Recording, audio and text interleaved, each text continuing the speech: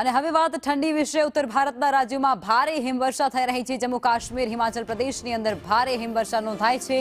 સિમલા અને મનાલીમાં હિમવર્ષાથી જનજીવન ઠપ થઈ ગયું છે। રામબન અને બારામુલ્લામાં પણ ભારે હિમવર્ષા નોંધાઈ રહી છે। ઘર અને રસ્તાઓ ઉપર બરફની ચાદર છવાઈ જવા પામી છે। તો માવઠાની આગાહી વચ્ચે હવે બરફવર્ષા પણ થઈ રહી છે ઉત્તર ભારતના અનેક રાજ્યો, જેની અંદર અત્યારે કાતિલ ઠંડી વર્તાઈ રહી છે, કારણ કે સતત હિમવર્ષા એ વિસ્તારોની અંદર થવા પામી રહી છે, જેને લઈ અને રસ્તાઓ ઉપર બરફના થર જામી ગયા છે।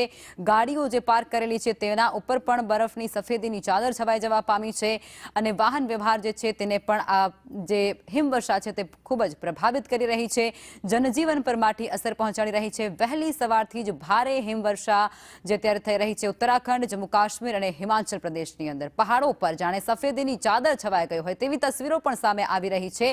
અને બીજી તરફ જે ત્યાં વસવાટ કરતા લોકો છે તેમનું જે જનજીવન છે તે પણ ખોરવાઈ રહ્યું છે અને તેમની જે જીવન પ્રણાલી છે તેની અંદર મુશ્કેલી સર્જાતી હોય તેવું પણ સામે આવી રહ્યું છે। ઉત્તર ભારતની અંદર અત્યારે હિમવર્ષા જોવા મળી રહી છે, જેમાં વહેલી સવારથી જ ભારે હિમવર્ષાનું જોર ત્યાં જોવા મળી રહ્યું છે।